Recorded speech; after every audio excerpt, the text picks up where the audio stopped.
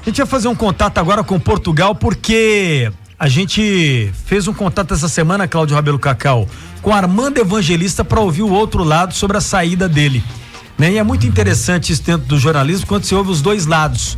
E por isso a Bandeirantes fez questão, e eu queria agradecer aqui, em especial, a assessoria de imprensa do Mister Armando Evangelista, né, que proporcionou esse momento pra gente, para que a gente pudesse ouvir o outro lado, né? Eu queria agradecer ao André Rubio Leitão, que é o assessor do Armando Evangelista. E ele vai dar a versão dele a partir de agora, se houve interferência da diretoria com relação à formatação da equipa, também vai falar por que os jogadores da base não foram aproveitados, se tinha espaço dentro do planejamento, né? Se saiu chateado, se voltaria um dia, né, a trabalhar no Goiás, né? Então ele vai falar de diversos assuntos a partir de agora aqui no Nossa Área pela Bandeirantes. É importante porque essa entrevista é exclusiva e é da Bandeirantes, Cláudio Rabelo Cacau.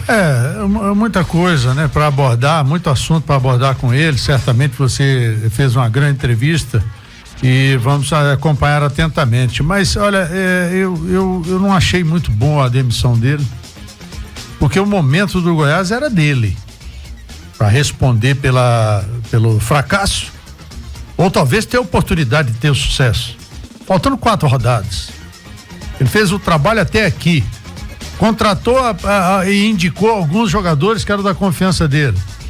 Então eu acho que de repente ele recebeu, foi um presente, vai descansar, para não passar por esse problema agora, né, desses desafios que o Goiás tem pela frente. O Goiás está em desvantagem, muita desvantagem.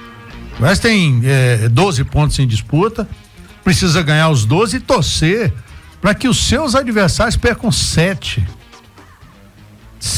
O Bahia tem 3 jogos, tem 9 pontos em disputa. Ele tem Bahia venceu de 5. Venceu de 5 o Corinthians ontem, rapaz. 5 lá em São Paulo. Uma loucura. Então eu acho que um presente que ele recebeu para ir descansar lá em Portugal, para responder bem as entrevistas, e no final das contas a responsabilidade não vai cair sobre ele, não vai recair totalmente sobre ele, né? E o Goiás assumiu agora para si uma responsabilidade que talvez seja já a demonstração de estar fazendo um planejamento para a próxima temporada, Juliano. Exatamente, Cláudio Rabelo Cacau. Então a gente vai ouvir o Armando Evangelista a partir de agora aqui no Nossa Área pela Bandeirantes, nessa conexão Goiânia-Portugal. Eu queria agradecer ao professor Armando Evangelista, que atendeu a reportagem da Bandeirantes, e vai falar também se houve um contato do Cruzeiro, né, para assumir a Raposa na próxima temporada.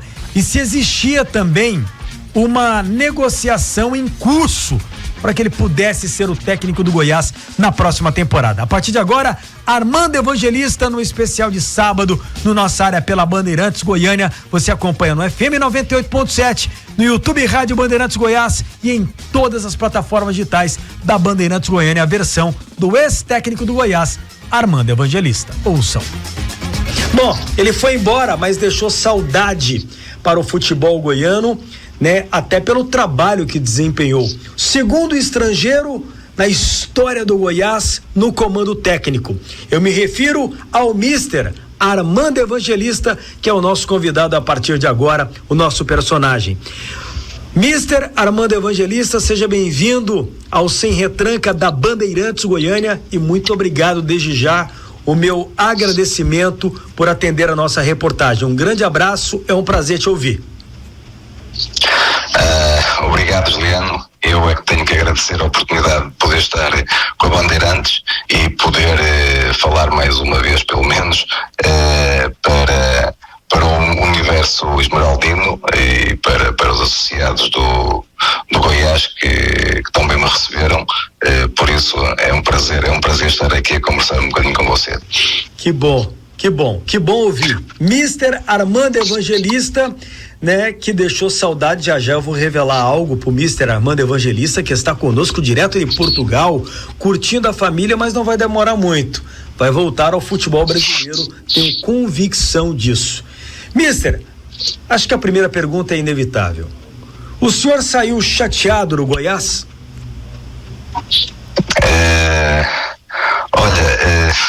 Há uma coisa pela qual eu conduzo a minha vida, é não guardar rancor, nem guardar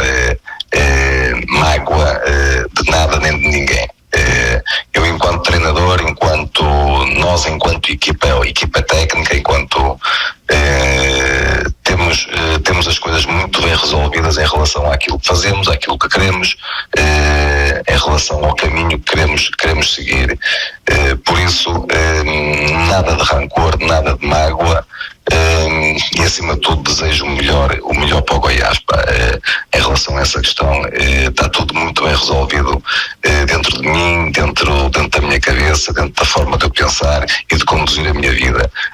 Por isso, fica aqui os meus desejos para que tudo melhor possa acontecer ao Goiás.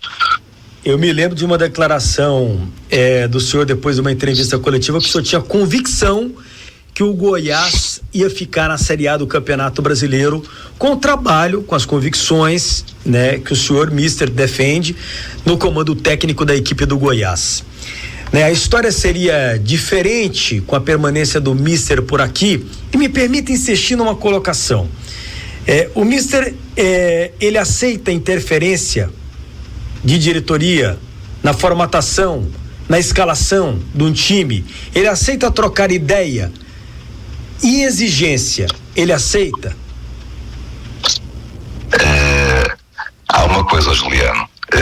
Nós, quando somos contratados, convidados para desempenhar determinado papel dentro de uma estrutura, dentro de um clube, é porque quem nos contrata, quem nos convida, acredita naquilo que nós fazemos, acredita no nosso trabalho, tem um conhecimento profundo sobre o nosso trabalho, e se nos contratam é para a gente tomar decisões, é para a gente tomar sair da nossa cabeça aquilo que pretendemos para o time. Daí é importante que haja conversa, que haja troca de opiniões, que haja pontos de vista divergentes, porque isso também nos faz evoluir, mas é óbvio que a última decisão no que diz respeito a esse capítulo tem que ser sempre minha. Tem que ser sempre minha, porque eu é que defino a estratégia para o jogo, eu é que defino o nosso modelo de jogo, e dentro da estratégia, dentro do modelo de jogo, há determinados jogadores que encaixam, há outros que não encaixam. Isto sempre com a mesma finalidade de procurar contrariar o que é o adversário, de procurar somar 3 pontos em cada jogo. Por isso, aceito de bom grado e sou apologista da troca de ideias e de opiniões, de debate, mas de imposições não. De imposições não sou apologista, porque quem quer impor tem que se assumir e tem que ir para a frente do time, porque sou eu que dou a cara, sou eu que fui contratado para tomar estas decisões, elas têm que sair da minha cabeça, e volto a repetir, sempre aberto ao diálogo, como é óbvio. O senhor recebeu alguma imposição? Houve convergências, mas uma coisa lhe digo, tudo que foi feito foi sempre segundo aquilo que eu achava que era melhor para o Goiás.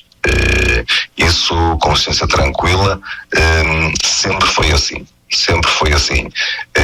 Nem sempre de acordo, e houve algumas convergências com algumas pessoas, mas tudo que foi feito segundo as minhas convicções.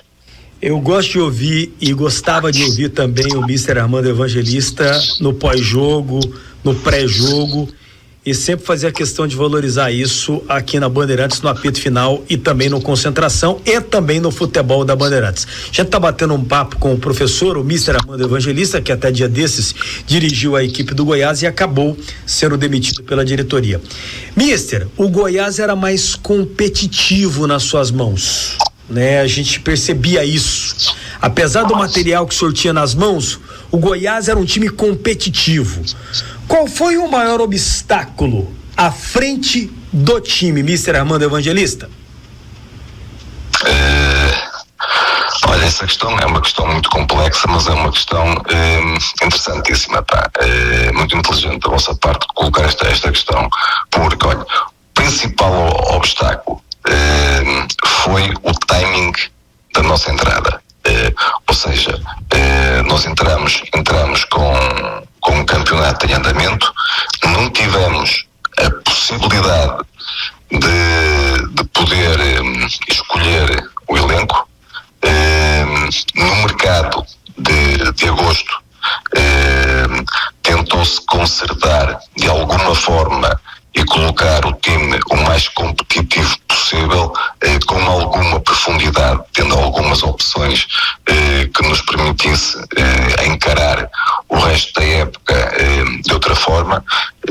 A verdade é que, mesmo em termos de contratações, houve divergências e acabamos por não conseguir contratar aquilo que pretendíamos e aquilo que nos fez acreditar nesse projeto quando fomos para o Goiás. Essa foi um dos primeiros obstáculos que encontramos.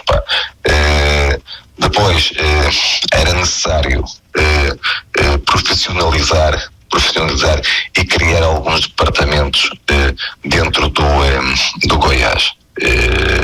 Eu vou-lhe dar um exemplo. Quando trabalhamos com um time, com um clube que, em termos de investimento, em termos daquilo que pode pagar numa contratação, é reduzido, há coisas que temos que ter a funcionar muito bem. Por exemplo, um departamento de observação, um departamento de scouting. Ou seja, o Goiás, se não tem um orçamento que permita contratar jogadores feitos e de valia, tem que ser o primeiro a chegar àqueles que estão a despontar, para poder ter um elenco competitivo, um elenco em que possa fazer crescer os jogadores, um elenco onde possa ter jogadores que possam ser negociados, para que isso possa trazer mais valias para o próprio clube, e só assim é que o clube possa crescer. Era algo que estava nos nossos planos, construir dentro do Goiás, algo que estávamos à procura era de profissionalizar departamentos, porque é importante, porque estamos a falar de um time grande, um time e de um clube onde trabalha muita gente depende daquilo, ou seja, e isso não pode ser olhado de uma forma casual, tem que ser olhado de uma forma muito, muito profissional, para que as coisas possam acontecer, para que as coisas possam resultar. Agora, nós também temos, e eu tenho a certeza de que essas coisas não se fazem num mês, nem em 2, nem em 5 meses. Isto é um trabalho que tem que ter uma sequência, porque da forma que o time está organizado em termos de departamentos, não se pode chegar com uma varinha mágica e fazer magia. Não, é um trabalho que tem que ser feito principalmente quando entramos a meio de um processo. E essas foram os principais obstáculos.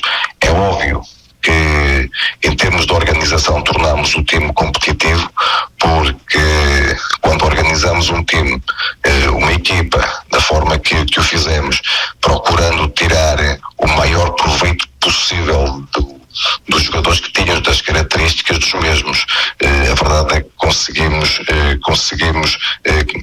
criar uma robustez defensiva que me parece que era evidente. Nós tivemos 9 jogos a sofrer muitos poucos golos, ou 11 jogos a sofrer 3 ou 4 golos. Agora, a verdade é que faltava algo ali, algo que estava identificado, e que em agosto não houve esta capacidade de poder acrescentar. Quando tínhamos que ir à procura de algo mais, ficávamos frágeis, porque eu, uma altura, até eu disse, quando tentamos cobrir a cabeça, destapámos os pés, cobrimos os pés, destapámos a cabeça.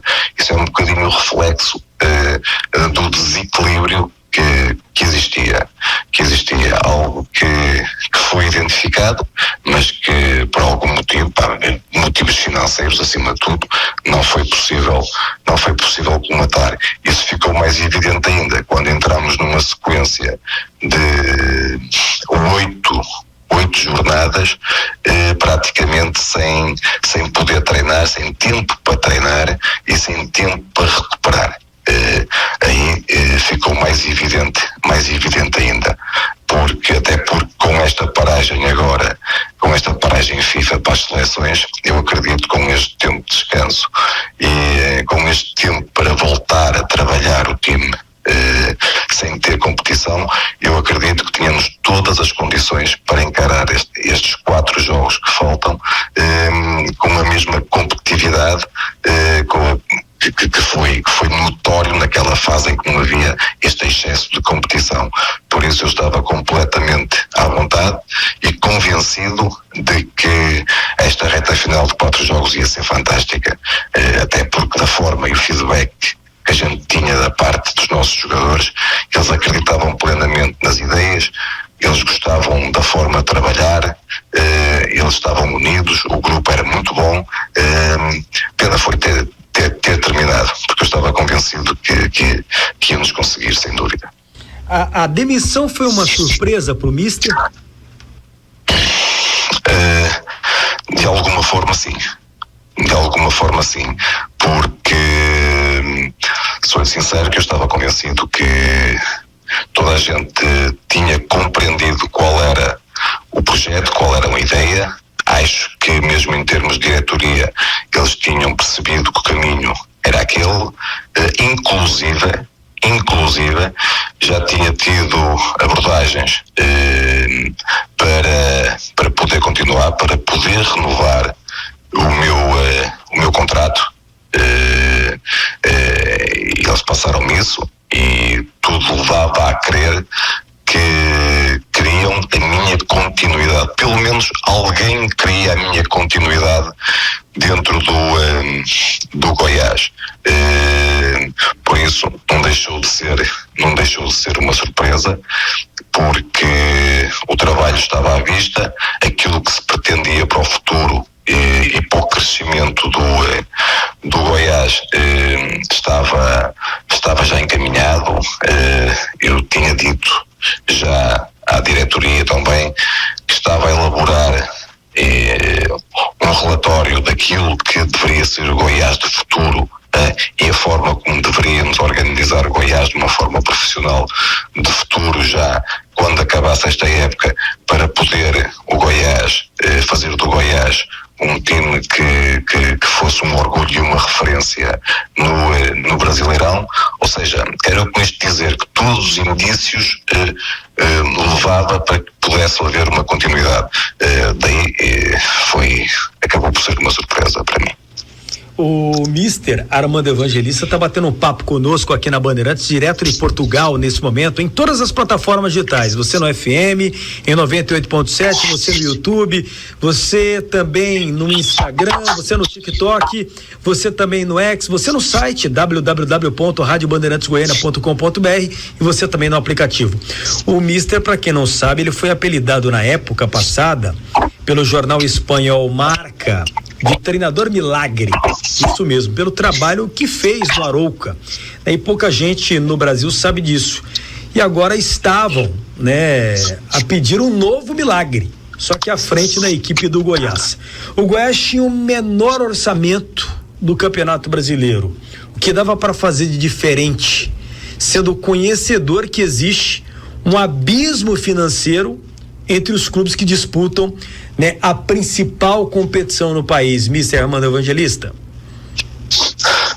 Antes de mais, agradecer o reconhecimento, não é? É sempre gratificante quando reconhecem o trabalho que a gente vai desenvolvendo, e na verdade é que já tive algumas tarefas bem difíceis, e juntamente com a minha equipa técnica, que é uma equipa técnica que eu acredito e que tenho uma confiança extrema neles. A verdade é que fomos superando sempre essas difíceis tarefas, essa é a verdade. Agora, eu estava confiante que era possível, que iríamos conseguir, até por aquilo que eu lhe disse anteriormente, quando se sente que tem um grupo de jogadores do seu lado, todos a remar para o mesmo lado, todos confiantes, Eu acho que eram indicadores positivos de que era possível. Agora também tínhamos a ideia, ou tínhamos a certeza que, face a esta discrepância de investimentos que acabou de referir, em relação aos restantes times brasileiros, se não temos esta capacidade de equilibrar com a ida ao mercado, procurando jogadores feitos, era aquilo que eu dizia anteriormente, temos que ser fortes em muitas outras coisas para poder equilibrar depois dentro do campo esta diferença de orçamentos. E era isso, eu sabia disso, não é? Porque o clube não faz dinheiro. Agora, era importante, era todo o trabalho que fizesse, aquele trabalho que não é visível para fora, porque o trabalho que é visível é o jogo e é o resultado na competição. Era importante que o Goiás fosse o clube no Brasil a trabalhar melhor, para poder equilibrar isto, e isso passava exatamente por aquilo que eu estava a dizer anteriormente: profissionalizar departamentos, criar departamentos, procurar pessoas para trabalhar nestes departamentos que se pretendiam criar, competentes, com vontade, curiosas, com capacidade de trabalho, e era dentro disso que se pretendia. Agora, mais uma vez repito, estas coisas não se conseguem em 2 dias. Isto é um processo. Agora, não foi em 5 meses. Em 5 meses eu acho que tivemos a capacidade de deixar uma marca, de deixar um legado.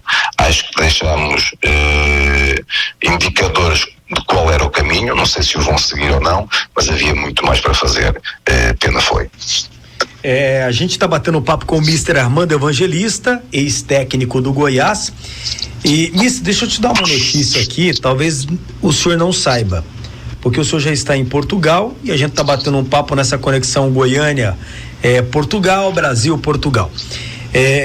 O senhor sabia que numa pesquisa na Bandeirantes durante a nossa área, o torcedor, 90% dessa pesquisa, no nossa área, que é o maior volume de informações do esporte pelo rádio e o maior programa de esportes do centro-oeste do país na Bandeirantes, no FM, o torcedor acabou reprovando a sua saída do comando técnico da equipe do Goiás? É óbvio que isso no fundo é o reconhecimento do trabalho, e deixa-me feliz porque é uma amostra 90% dentro do que é o público-alvo da Bandeirantes. É uma amostra significativa. É óbvio que isso me enche o coração, não é? Apesar de que as mensagens que me foram chegando, os comentários positivos que me foram chegando através das redes sociais e não só, eu acabava por ter uma percepção do carinho que a torcida e os adeptos e a massa associativa do Goiás ficou triste pela nossa saída. E todas essas mensagens, isto que me está a dizer, é óbvio que me deixa orgulhoso, me enche o coração, sem dúvida, e saber que é sempre bom saber que vamos deixar uma marca, vamos deixar a nossa marca.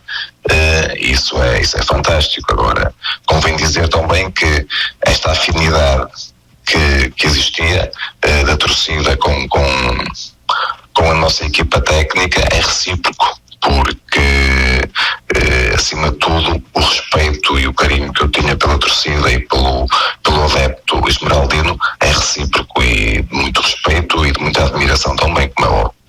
Mister, logo após a sua saída, se falou do interesse do Cruzeiro para a próxima temporada. Houve alguma sondagem? E outra coisa, o senhor aceitaria? Olha, o que eu lhe posso dizer é que tem existido algumas abordagens, é óbvio, por uma questão de respeito. Não vou enumerar, nem vou dizer quem me tem feito estas abordagens, mas existiram algumas abordagens essas que necessitam de uma análise, para procurar dar o melhor passo que é para mim e para a minha equipa técnica e para aquilo que a gente pretende. Agora, uma coisa é certo, eu penso em voltar ao Brasil, porque a Série A é qualquer coisa de fantástica, tem tanto valor individual, tem tanto talento a Série A, que para quem treina, para quem está no treino, para quem acredita no processo de treino, porque eu, acima de tudo, sou um treinador que acredito muito no processo, acredito muito no treino, acredito muito na evolução. A mim dá-me um prazer enorme tirar o rendimento máximo das qualidades de cada um deles, de forma individual, para depois pôr isso ao serviço do coletivo. Por isso, eu acredito que voltarei ao Brasil, pelo menos essa é a minha vontade. Se o projeto certo aparecer, se o convite certo aparecer, é como digo, tem existido abordagens, tem existido algumas, acho que não é o momento certo a quatro rodadas do fim, assumir seja o que for, porque parece-me que quem acredita no processo e no treino como eu acredito, não me parece que fosse o melhor passo para mim, a 4 rodadas do final, poder assumir fosse o que fosse. Mas é algo que é um sentimento que me ficou de querer voltar, porque parece-me que a qualidade existente na Série A me motivou de tal forma que me deixou este bichinho. Até porque, se nós olharmos para o time do Goiás, existem aí jogadores que ninguém conhecia, porque são jogadores, e grande parte desse elenco não tinha jogado Série A ainda, tão pouco.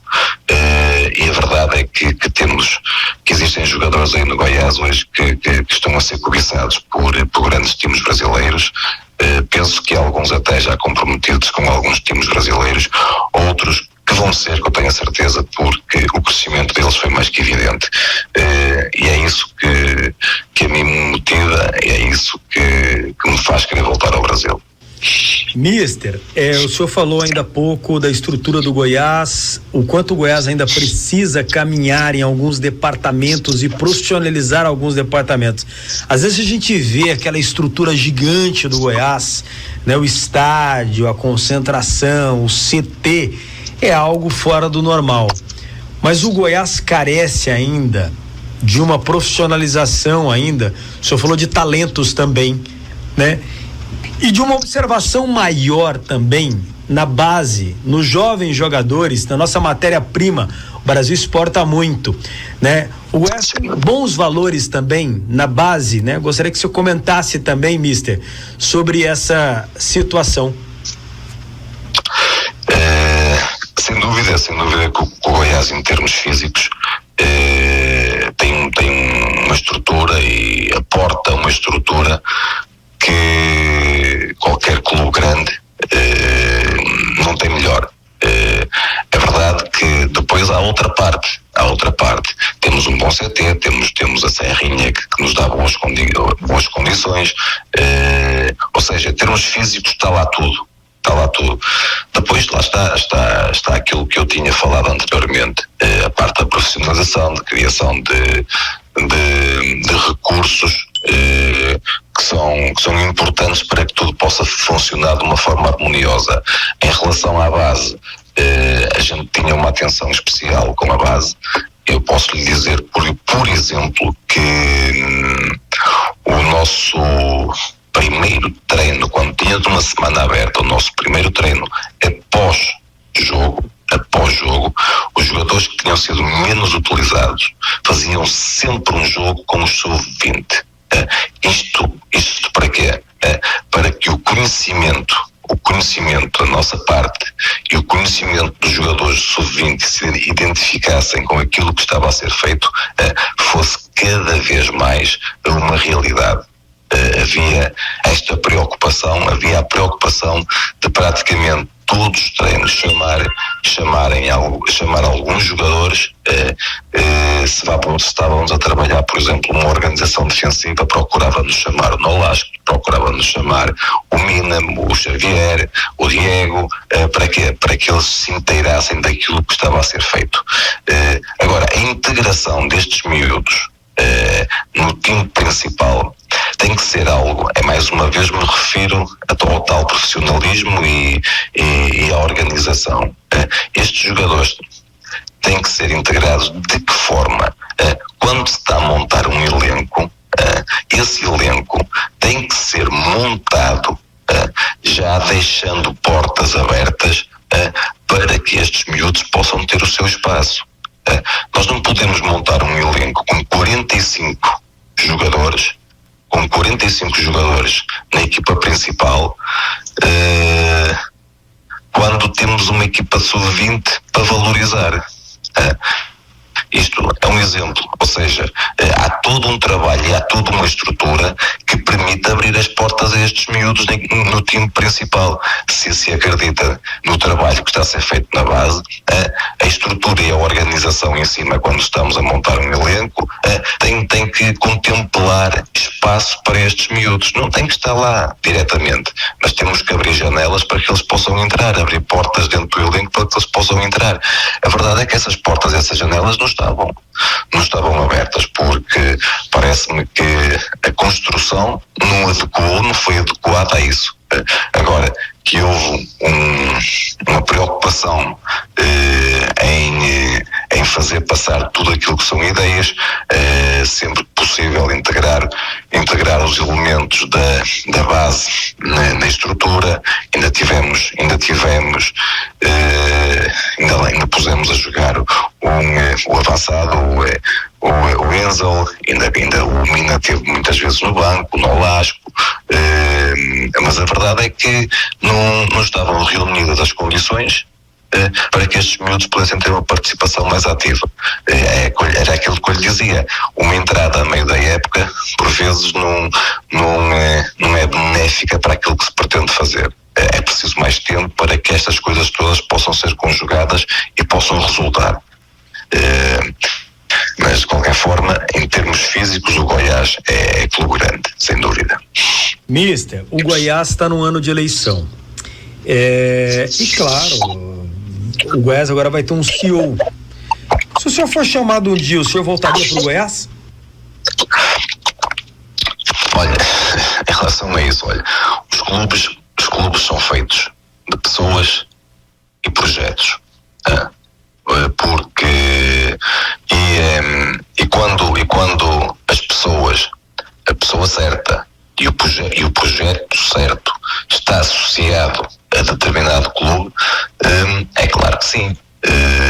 Com as pessoas certas, com o projeto certo, é óbvio que voltaria ao Goiás se fosse convidado, como é óbvio. Porque a gente, quando olha para os clubes, sabe que os clubes são isso, são as pessoas e são os projetos. Com isto tudo conjugado, claro que sim, que equacionaria uma situação dessas, muito provavelmente entrando num projeto de início, com as pessoas certas e com as ideias alinhadas, sem dúvida. Muito bem. Mister, eu queria, antes de mais nada, de finalizar aqui, te agradecer de coração mesmo e aproveitar para te desejar um Feliz Natal, um Feliz Ano Novo para toda a sua família e te agradecer por esse contato, por essa entrevista especial à Rádio Bandeirantes, né, pela atenção conosco, né? Essa entrevista que vai estar disponível no nosso canal no YouTube, no FM e também em todas as plataformas de áudio da Bandeirantes. Mister Armando Evangelista em Portugal, o meu carinho e muito obrigado pela atenção com a reportagem da Bandeirantes. Juliano, eu é que agradeço, pá. Foi ótimo estar aqui contigo e quero também desejar a ti e à tua equipa, pá, um Santo Natal extensivo à vossa família e amigos.